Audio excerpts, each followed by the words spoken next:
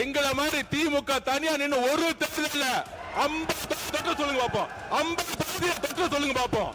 நீங்க இன்னைக்கு எதிர்க்கட்சியா உட்கார்ந்தது காரணம் காங்கிரஸ், நீங்க எதிர்க்கட்சியா உட்கார்ந்தது காரணம் கம்யூனிஸ்ட், நீங்க எதிர்க்கட்சியா உட்கார்ந்தது காரணம் ஐஎம்எல், நீங்க எதிர்க்கட்சியா உட்கார்ந்தது காரணம் விசிகே, நீங்க எதிர்க்கட்சியா உட்கார்ந்தது காரணம் கூட்டணி. இத ஞாபகம் வச்சுக்கோங்க. திமுகக்கு இந்த கூட்டணி கட்சி இல்லன்னு நினைச்சுக்கோங்க. கூட்டணி கட்சி கிட்ட இருந்து 15% வரும்.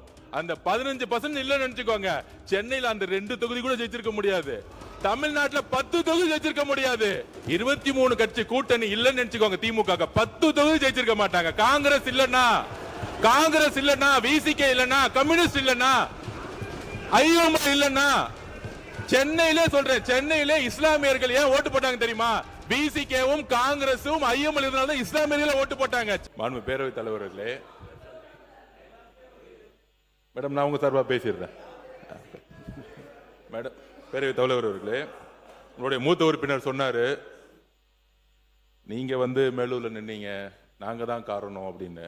நிறைய இடத்துல இந்த திமுக அடிக்கடி சொல்லிக்கிட்டே இருக்கிறாங்க, காங்கிரஸ் ஜெயிச்சதுக்கு நாங்க தான் காரணம், விசிகே ஜெயிச்சதுக்கு நாங்க தான் காரணம், ஐஎம்எல் ஜெயிச்சதுக்கு நாங்க தான் காரணம்னு. நாங்க பதிவு பண்ணிடுறேன், இல்ல இது ஒரு ஜனநாயக விவாதம், பதிவு பண்ணிடுறேன்.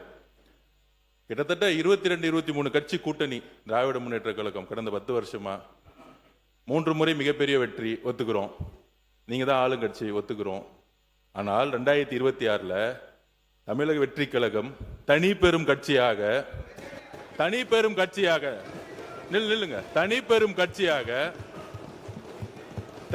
கட்சியாக நின்று 108 தொகுதி வாங்கியிருக்கோம்.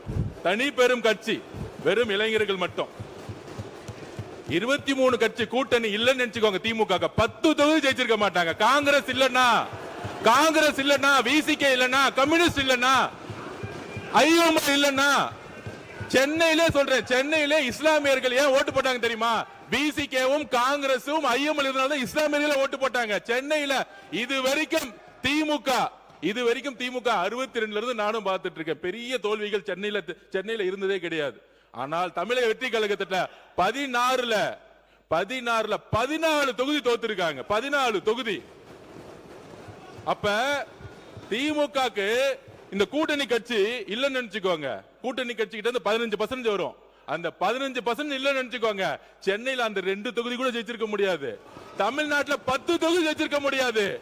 நீங்க இன்னைக்கு எதிர்க்கட்சியா உட்கார்ந்தது காரணம் காங்கிரஸ், நீங்க எதிர்க்கட்சியா உட்கார்ந்தது காரணம் கம்யூனிஸ்ட், நீங்க எதிர்க்கட்சியா உட்கார்ந்தது காரணம் ஐஎம்எல், நீங்க எதிர்க்கட்சியா உட்கார்ந்தது காரணம் விசிகே, நீங்க எதிர்க்கட்சியா உட்கார்ந்தது காரணம் கூட்டணி.